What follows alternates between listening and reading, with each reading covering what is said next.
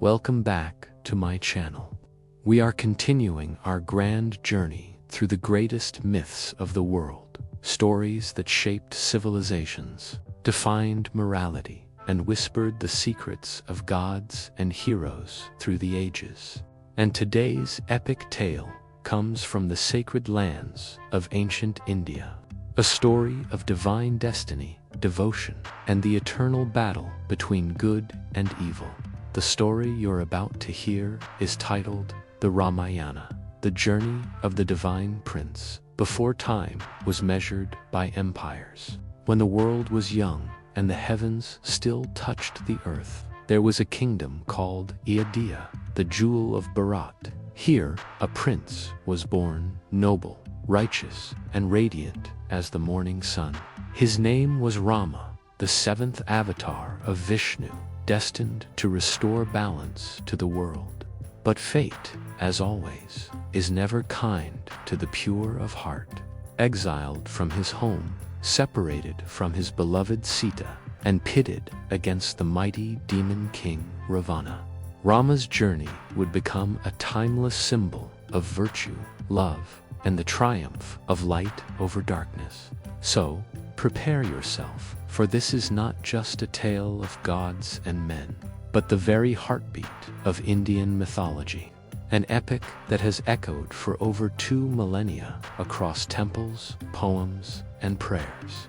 Chapter 1: The Birth of Rama in the ancient land of Bharat, where the rivers sang hymns to the gods and the mountains whispered secrets to the wind.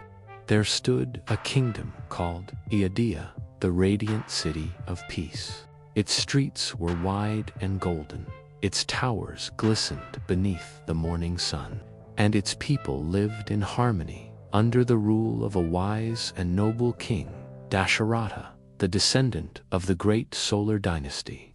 King Dasharatha was loved by his people, for his heart was pure and his rule just. Yet beneath his regal grace lay a sorrow that no gold or glory could heal. He had no son to inherit his throne. As the years passed and his hair turned silver, this grief grew heavier upon his shoulders. Each dawn he would stand before the temple of Vishnu, the preserver of the universe, and pray that the gods might grant him an heir to continue his line. One night, as the full moon hung over Ayodhya and the sacred fires flickered in the temple, the king sought counsel with his sages. Among them was the venerable sage Vashishta, a seer whose wisdom was said to pierce the veil of time. The sage listened in silence, then spoke. "O king, your longing shall not go unanswered. The gods themselves have ordained that from your line shall come a son, a divine incarnation, born to restore balance and righteousness to the world. Prepare, for soon the heavens shall open."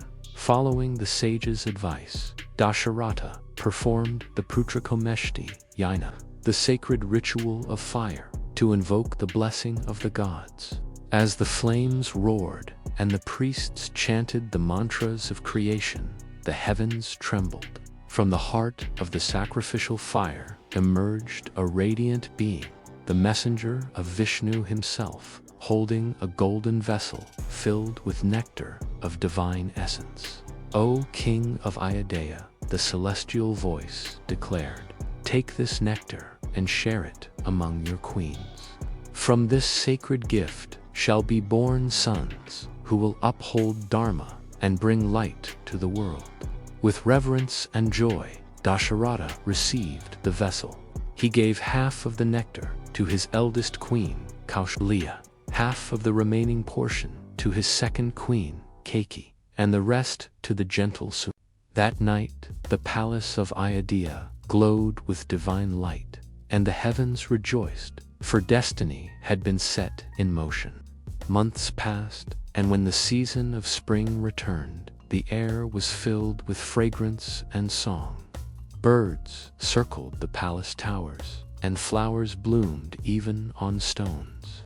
On an auspicious morning, beneath a sky washed in gold, Queen Kaushalya gave birth to a son whose face shone brighter than the sun. The gods proclaimed his name, Rama. Soon after, Queen Kaikeyi bore Bharata, and Queen Sumitra gave birth to twin sons, Lakshmana and Shatrughna. Together they were called the jewels of Ayodhya, the four princes who would shape the destiny of gods and men alike. When Rama's cry first echoed through the palace, the earth trembled with joy. Rivers swelled with sweetness, and the wind carried songs of praise across the world. The great sages proclaimed that Vishnu himself had taken human form to destroy the evil that had poisoned the earth. Even in infancy, Rama's eyes gleamed with serenity, his smile radiating peace that soothed the hearts of all who beheld him. Years passed swiftly in Ayodhya. Rama grew strong and graceful, mastering the arts of war and wisdom alike. He was kind to the weak, fearless before the wicked, and humble before the divine. His brothers followed him with unshakable loyalty, Lakshmana with fierce devotion, Bharata with gentle virtue, and Shatrughna with quiet strength. Under the golden skies of Ayodhya, their laughter filled the royal gardens, and King Dasharatha's heart swelled with pride. He would often look upon Rama and whisper to his queens, "Behold the light of our house." Even the gods smile upon him. But beyond the palace walls, in the hidden corners of the world, darkness was stirring. Far away in the island kingdom of Lanka, the mighty Ravana, 10-headed lord of the Rakshasas, grew arrogant with power. He had conquered the heavens, humbled the gods, and wrapped the world in fear.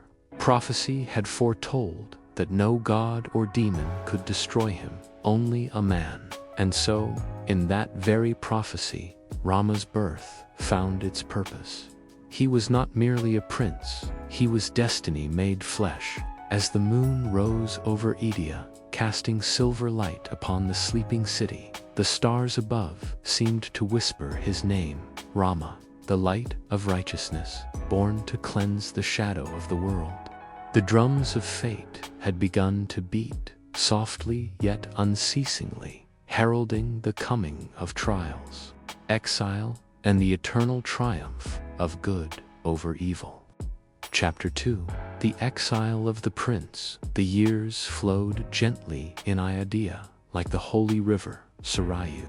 Under the golden rule of King Dasharatha, the city prospered, and its people lived in harmony and light.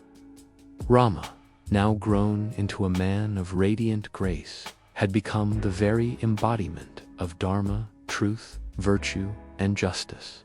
He was the pride of his father, the hope of his people, and the living example of divine purpose. His bow never missed, his word never faltered, and his heart never strayed from compassion.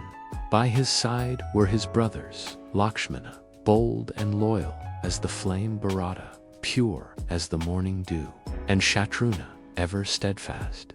When the time came for King Dasharatha to name his heir, the choice was clear to all. Rama, the firstborn of Kaushalya, the light of the solar dynasty. The city of Ayodhya erupted in celebration. The streets were adorned with garlands and silk. The temples echoed with chants, and the air was thick with incense and joy. But not all hearts shared in that joy. Within the quiet chambers of the palace, a shadow crept, one born not of malice, but of manipulation.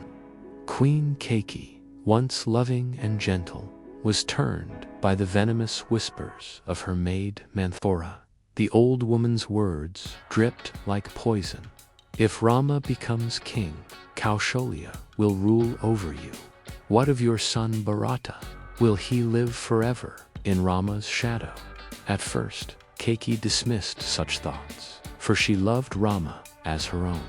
But the seed of doubt had been sown, and over time it took root in her heart. Manthora reminded her of the two boons Dasharatha had promised long ago, rewards for saving his life in battle. Now, said the serpent-tongued maid, is the time to claim them. That night, when the moon hid behind clouds and the king slept in contentment, Keiki entered his chamber, wearing no jewels, only sorrow. Seeing her weep, Dasharatha rushed to her side. Beloved, what grief has darkened your heart? Speak, and I shall make it right. Keiki's voice trembled as she replied, You once granted me two boons. I claim them now. Ask, and it shall be yours, said the king. Her next words shattered his soul. First, send Rama into exile for 14 years in the forest.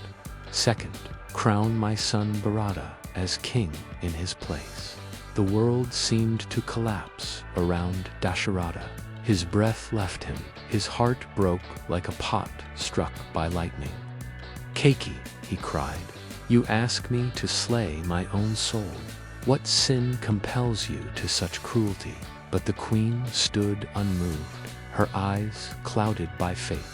The king wept and begged, but a vow once spoken by a king of the solar dynasty could never be broken. When morning came, Rama was summoned to the royal court. He entered with calm dignity, his face radiant as always. Seeing his father in tears and Keiki silent, he understood the truth even before it was spoken. So be it, said Rama gently. If it is my father's word, then it is my duty. I shall go to the forest for 14 years. Kaushalya, his mother, wept as if her heart had been torn from her chest. My son, she cried, you are innocent. Why must you bear this punishment? But Rama only bowed before her feet. Mother, to obey is to honor Dharma. The crown and the forest are equal in the eyes of one who seeks righteousness. At that moment, Sita, Rama's beloved wife, stepped forward. Her eyes were filled with tears, but her voice was steady. My lord, where you go, I shall go. The forest without you would be a barren wasteland. Let me share in your exile as I share in your life. Rama tried to dissuade her, but Sita's love was steadfast, shining brighter than any jewel. Beside them stood Lakshmana, his younger brother, his voice fierce with devotion. If you go, brother, I go too. My bow and my life are yours. And so the three, Rama, Sita, and Lakshmana, set forth from Ayodhya. The people wept as they walked through the city gates, barefoot, dressed in simple robes. Flowers fell from the balconies, and even the winds seemed to sigh. Women cursed Keiki. Men bowed their heads in sorrow. King Dasharatha, broken by grief, watched from his window, unable to speak. As the dust of their footsteps faded on the horizon, his heart gave out, and he fell into eternal sleep. His last word, a whisper of his son's name, Rama. Far away, deep in the forests of India, Rama built a humble home beside the river Godavari. The birds sang above him, the deer watched without fear, and the earth seemed to recognize her guardian returned. There, amid the trees and silence, began the second life of the divine prince, one stripped of luxury, bound only by truth and love. And though the forest was vast and the shadows deep, Rama's heart knew no fear, for he carried within him the light of Dharma, a fire no darkness could extinguish. Chapter 3.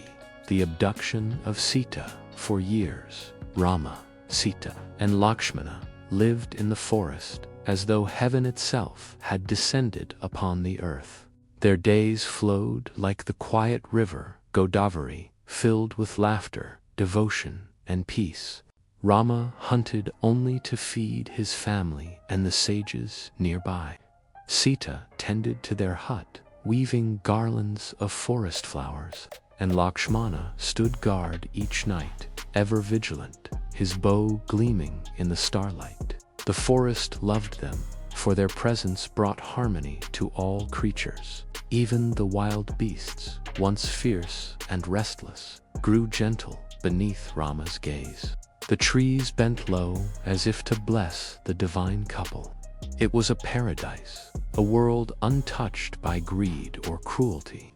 But far to the south, beyond the mountains and seas, a shadow stirred. In the golden city of Lanka ruled the mighty Ravana, lord of the Rakshasas, the 10-headed king of demons. His palace glittered with gold and jewels stolen from the heavens, and his name was whispered with fear even among the gods. Ravana's power was unmatched, but his heart was consumed by pride. He had conquered kingdoms, defeated warriors, and even forced the gods themselves to bow before him. Yet still, he desired more. His lust for dominion had turned into hunger for beauty, and his fate would be sealed by that hunger. One day, the demoness Shurpanakha, Ravana's sister, wandered near the forest of Panchavati, where Rama and Sita dwelled. When her eyes fell upon Rama, she was struck by his divine beauty, his radiant form, his calm strength. His eyes filled with compassion, transformed by desire. She approached him, her voice soft and deceitful. "O noble prince, the forest is no place for such beauty. Take me as your bride, and together we shall rule its depths." Rama smiled gently. "Lady, I am bound to one wife, Sita, whose love is my life. Desire not what belongs to another, for it leads only to ruin." Enraged by rejection, Shurpanakha turned upon Sita in fury. Before she could strike, Lakshmana intervened, swift as lightning. With a single stroke of his blade, he disfigured the demoness, leaving her shrieking through the trees as she fled into the shadows. Humiliated and burning with vengeance, Shurpanakha flew to Lanka and threw herself at her brother's feet. "Ravana, a mortal prince, and his woman dared to wound me. But O brother, never have I seen beauty such as hers. This Sita, whose radiance could outshine your queens and goddesses alike." Ravana's eyes narrowed. "Sita," he murmured, the name lingering like a curse. "If she surpasses all in beauty, then she shall be mine." Ignoring the counsel of his ministers and the warnings of his brother Vibhishana, Ravana summoned his chariot, drawn by winged demons, and took flight across the skies. As he neared the forest of Panchavati, he called upon Maricha, a sorcerer demon skilled in illusion. "Take the form of a golden deer," Ravana commanded. "Lure the prince away. I shall seize the woman while he is gone." And so Maricha obeyed. He transformed into a creature of breathtaking splendor, a deer of pure gold, with jeweled antlers and eyes like liquid amber. It leaped through the forest near Sita's hut, glimmering in the sunlight like a spirit of the gods. Sita, enchanted by its beauty, turned to her husband with wonder. "My lord, never have I seen such a creature. Capture it for me, I pray you, that I might keep its golden hide as a remembrance of our days in exile." Though Rama sensed a shadow in the air, he could not deny her gentle wish. "Very well, my love. Stay within the hut. Lakshmana will guard you." He pursued the deer deep into the forest. For hours he followed it, until it fell by his arrow, and as it died, its form shimmered and changed back into the demon Maricha. With his last breath, the demon cried out in Rama's voice, "Sita, Lakshmana, help me." Hearing the cry, Sita's heart froze with fear. "Lakshmana, your brother calls for help. Go to him." But Lakshmana hesitated. "My lady, no harm can come to him. This must be a trick." Yet Sita, overcome with worry, rebuked him, her love clouded by fear. "If you will not go, you care not for your brother's life."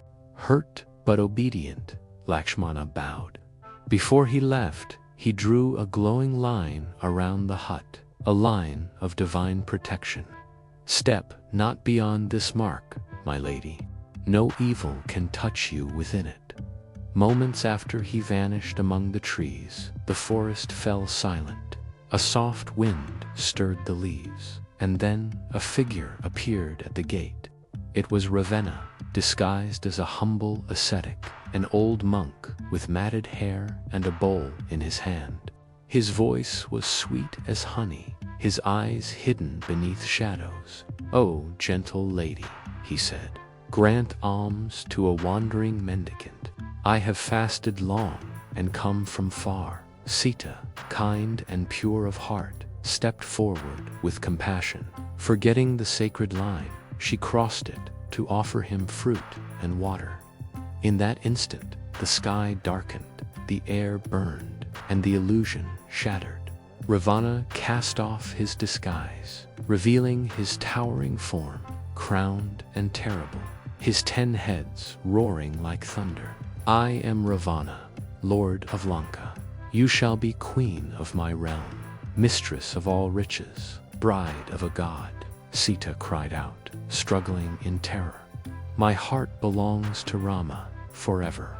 But Ravana's power was vast. He seized her, rose into the air upon his chariot of fire, and flew southward across the skies. The forests screamed, the rivers raged, and the sun itself dimmed at the sight. Below, the vulture king Jatayu, friend of Dasharatha, soared upward to defend her.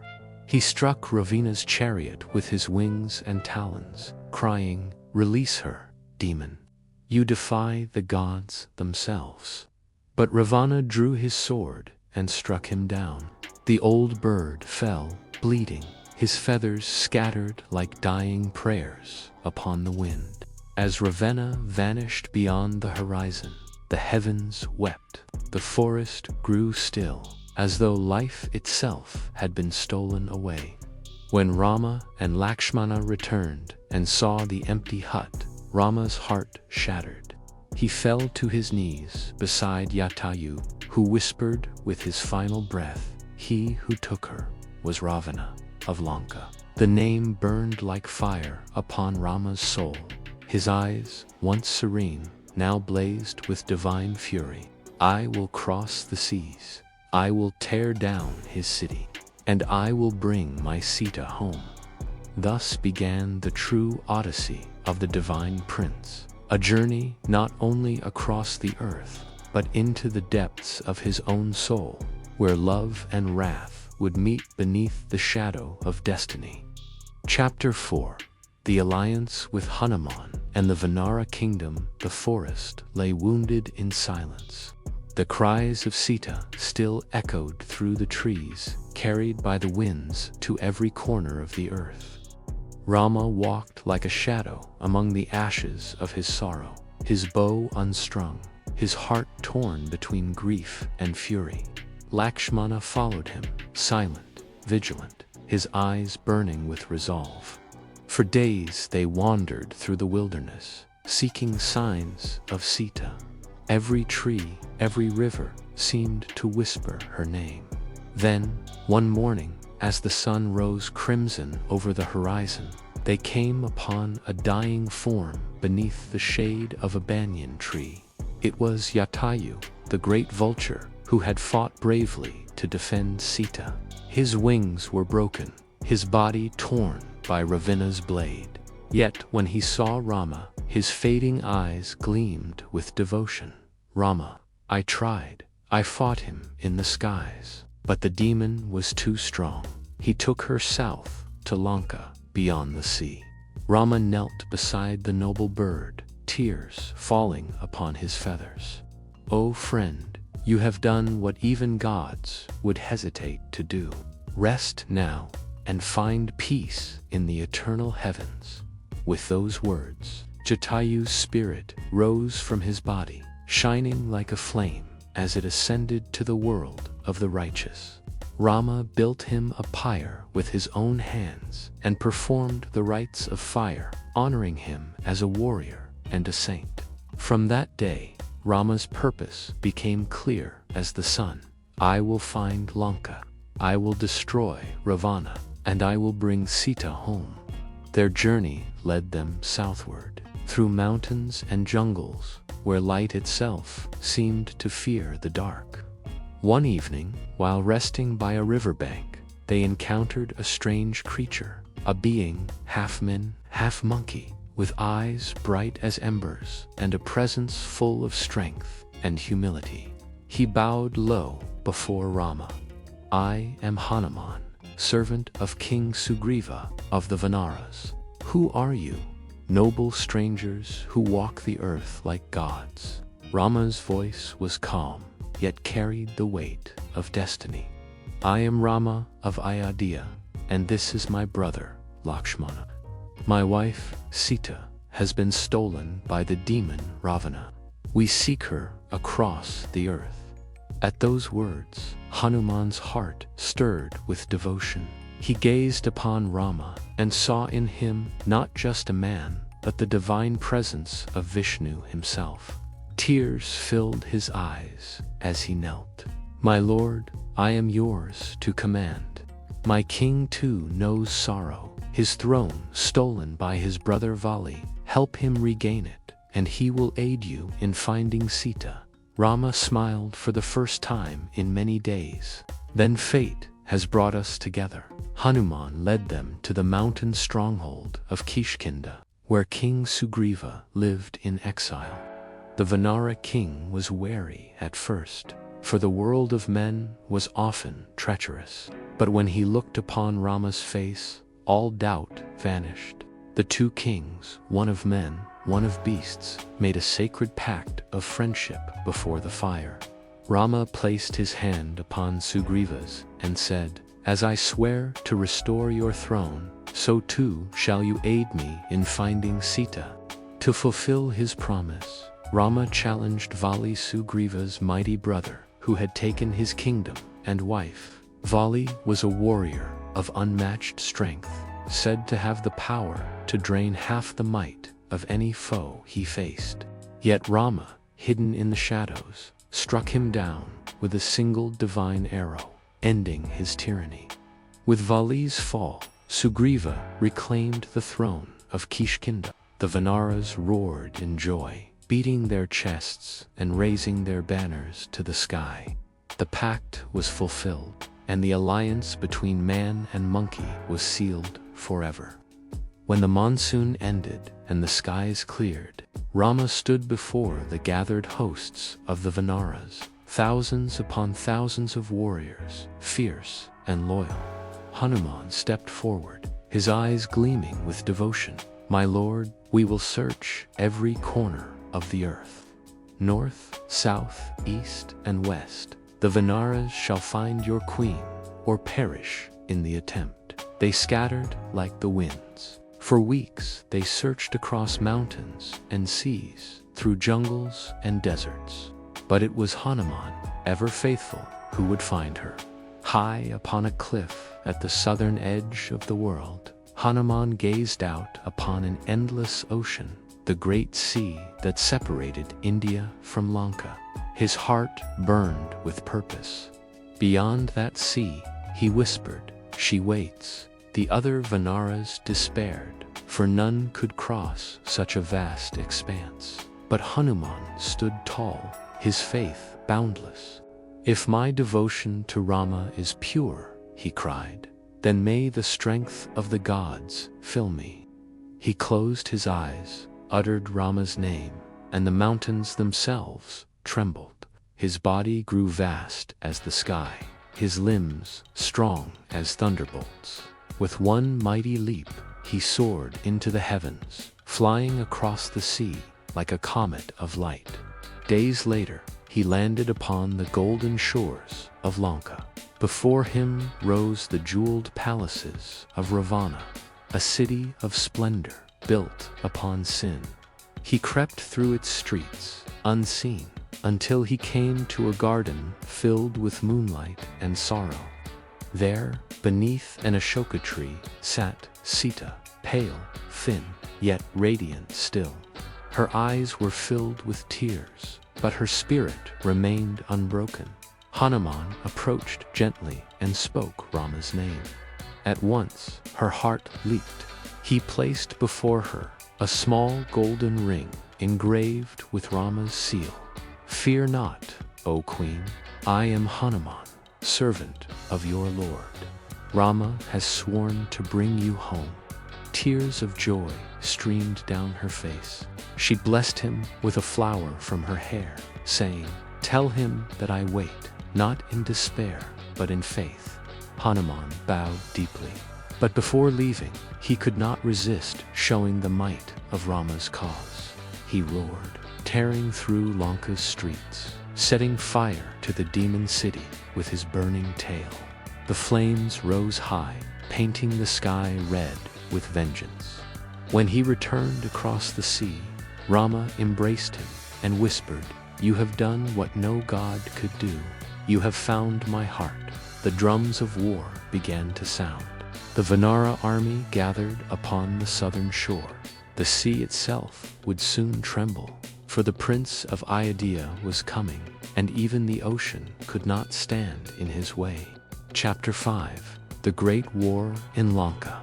The dawn that rose over Lanka was crimson, as if the heavens themselves bled in forewarning. From the ramparts of his golden citadel, Ravana, the 10-headed king, gazed upon the horizon, where the sea met the sky, and the armies of men and Vanaras gathered like a living storm. For days and nights, the sound of drums had echoed across the ocean, carried by the wind, the war chant of Rama's host. Flags of red, gold, and blue fluttered in the sea breeze. Tens of thousands of Vanaras, monkeys of divine lineage, roared their battle cries, led by Sugriva, Hanuman, Angada, and Jambavan. In the center of them all stood Rama, the exiled prince, his bow glowing like a crescent moon, his eyes calm as still water. Beside him, Lakshmana stood ready, fierce and loyal, and the great Hanuman, radiant with devotion, awaited the order to strike. Across the sea, Lanka shone like a jewel, but within its walls, shadows stirred.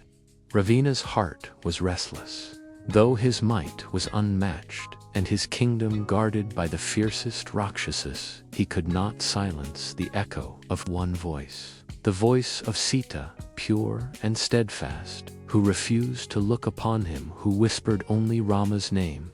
He rose from his throne and called his generals, Indrajit, his son born of darkness, Kumbhakarna, his giant brother who slumbered for months at a time, and his captains, fierce as storms. "The son of Dasharatha has come," Ravana declared, his many eyes blazing. "Let the heavens witness, let earth tremble. I shall grind his army into dust and drink victory from his tears." But far away, within the Ashoka grove, Sita prayed beneath a tree. The air shimmered around her as she whispered, "O Rama, my lord, my love, may your arrows find the path of justice. May this darkness be lifted from the world." Her words became the wind that reached Rama's camp across the sea. He looked up and felt her spirit within him. "The time has come," he said softly, "for the fire of righteousness to burn." The battle begins at Rama's command. The bridge to Lanka, built by the divine Vanaras, under Nala's guidance, trembled with the march of warriors. The sea itself roared in salute. The sky filled with arrows and thunder.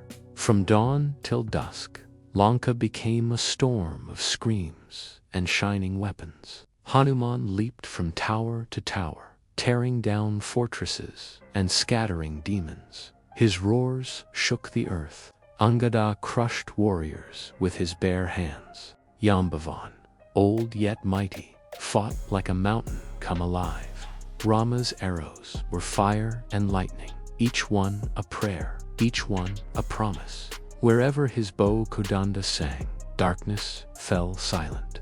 Then came Indrajit, the son of Ravenna, master of illusions. With chants and smoke, he vanished from sight, hurling arrows from the unseen. His sorcery struck down Lakshmana, and the younger prince fell like a cut flower. Rama rushed to his side, his heart breaking, but hope was not lost. The wise bear Jambavan called to Hanuman, "Fly, son of the wind. Bring the herb Sanjivani from the Himalayas, the mountain that gives life." Without hesitation, Hanuman soared into the sky. His body blazed like a comet. Over seas and forests he flew until he reached the sacred mountain. But unable to tell which herb it was, he tore the entire peak from the earth and carried it back through the night.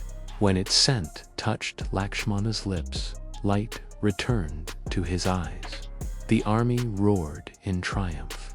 Even the gods above smiled. The fall of Indrajit and Kumbhakarna, Ravana's fury, knew no bounds. "My son is fallen," he roared. "Then let my brother rise." They awakened Kumbhakarna, the giant whose sleep could last for ages. His eyes opened like volcanoes. His steps shook mountains. He strode into battle, wielding trees as clubs, scattering Vanaras by the thousands. But Rama faced him with calm resolve. With prayers to Vishnu upon his lips, he loosed an arrow charged with celestial fire. It struck Kumbhakarna's chest, piercing his heart.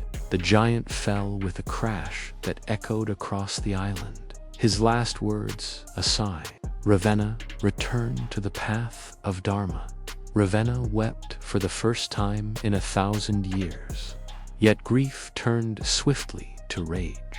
He mounted his chariot of gold and thunder, its wheels rimmed with flames, and drove into battle himself. The final duel, when Rama and Ravana faced each other, the world seemed to hold its breath. Gods and demons alike watched from the heavens. "You have taken my wife," said Rama, his voice like thunder held in restraint. "You have brought ruin upon your house. But still, I offer you mercy. Return Sita, and you shall live." Ravenna laughed, his 10 heads throwing back in defiance. "You speak of mercy to one who commands death. Come, O mortal prince, show me your power." The sky darkened as their chariots clashed. Arrows rained like meteors. Each blow shattered mountains, split clouds, and set the sea aflame. Rama's divine aim met Ravana's demonic strength in a storm that seemed endless. For every head Rama struck down, another grew in its place. But Rama remembered the words of the sage Agastya, who had once given him the sacred arrow of Brahma, Brahmastra, the weapon of the gods.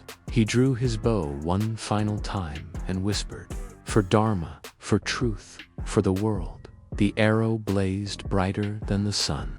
It flew straight and struck Ravana's heart.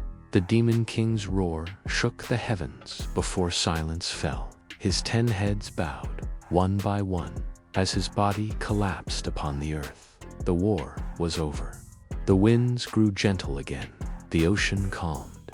From the Ashoka grove, Sita felt the air grow light, and she knew. Rama, weary but unbroken, entered the city of Lanka. Before him stood Sita, pure and steadfast. Yet before the eyes of gods and men, Rama spoke. "The world must see that you are pure, my queen. For though I know your heart, the tongues of men are cruel." So Sita, radiant in virtue, walked through fire and Agni, the god of flame, carried her out unharmed. The world bowed before her purity, and Rama took her hand once more. Thus ended the great war in Lanka, a war not of conquest, but of truth over deceit, love over pride, and light over darkness. And as the Vanaras rejoiced and the gods sang, Rama looked toward the horizon, where Ayodhya awaited his home, his kingdom, his destiny. Chapter 6. The Triumphant Return to Ayodhya. The war was over. The winds of Lanka, once filled with fire and screams, now carried only silence. The city that had trembled under the shadow of Ravana's 10 heads now glowed under the first peaceful dawn it had seen in centuries. Upon the ashes of battle, Rama stood tall, his bow lowered, his eyes weary, but his spirit shining like the morning sun. Sita stood beside him, radiant as the full moon, her gaze soft yet unbroken. Lakshmana, ever faithful, stood behind them, his armor scorched and his heart steadfast. The Vanaras cheered. The gods smiled from the heavens. The great war had ended and righteousness had prevailed. But Rama's heart was not filled with pride, only longing. The long years of exile had passed. The promise to his father had been fulfilled. Yet his heart turned toward the distant north, toward Ayodhya, where his duty and destiny awaited. The farewell to Lanka. Before departing, Rama called upon Vibhishana, the noble brother of Ravana, who had chosen the path of Dharma. "You have shown the courage of truth," Rama said.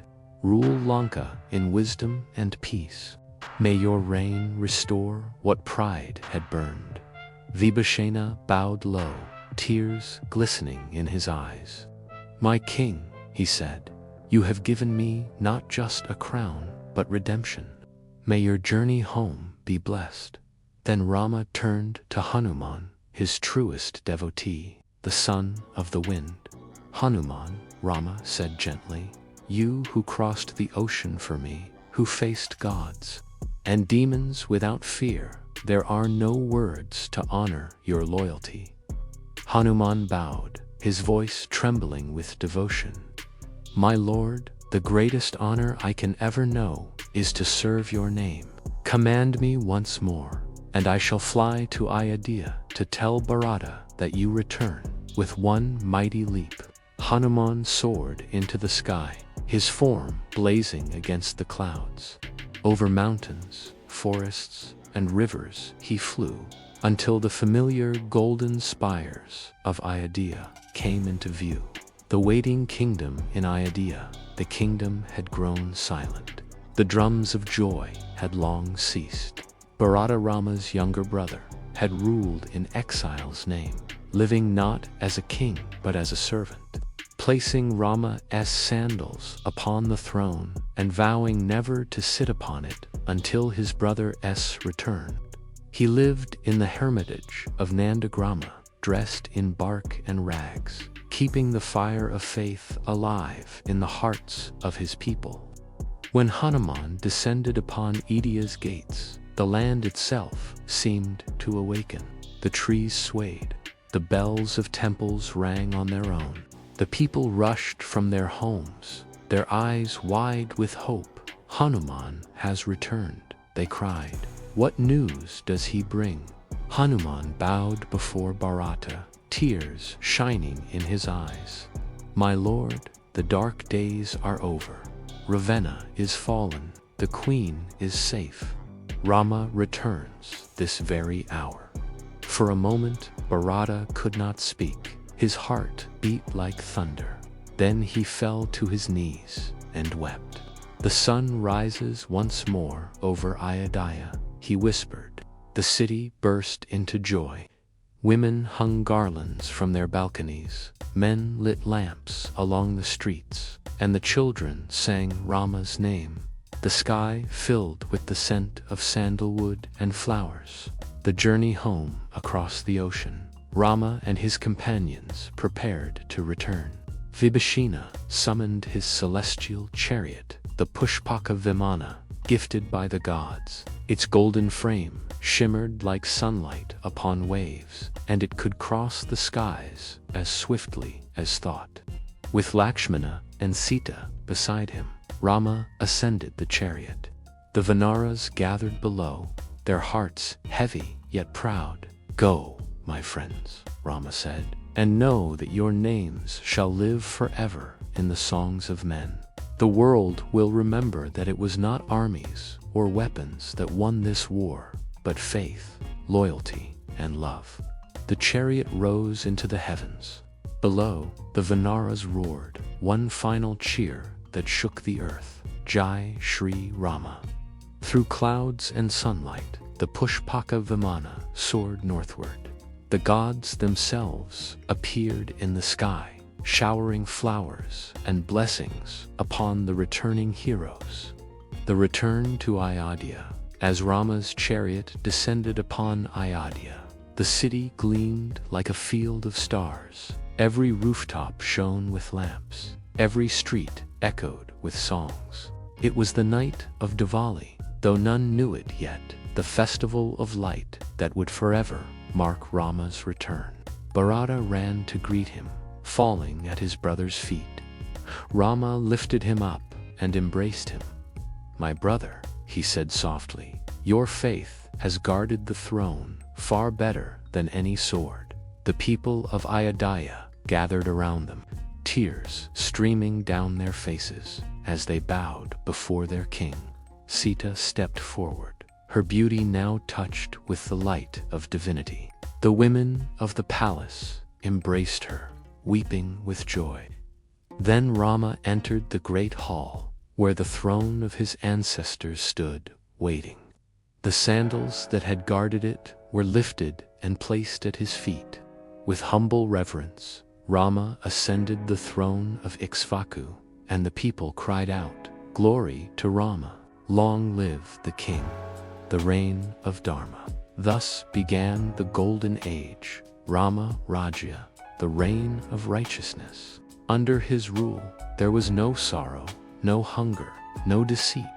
The rivers flowed pure, the rains fell in season, and the people lived in harmony. Sita sat beside him as queen, her compassion spreading peace like a fragrance. Lakshmana, Bharata, and Shatruna served faithfully. Hanuman remained ever near, his heart forever chanting Rama's name. And so it was said, when Rama ruled, the world itself smiled, the eternal light in time. Sages would tell this tale around sacred fires, in temples, and in hearts. They would say, the Ramayana is not merely a story, it is the song of the soul's journey, from suffering to truth, from exile to enlightenment. And every year, when the lamps of Diwali are lit, they remember the return of the prince who chose duty over desire, love over power, and truth above all things. The world may change, kingdoms may fall, but the light of Rama endures eternal, unbroken, divine.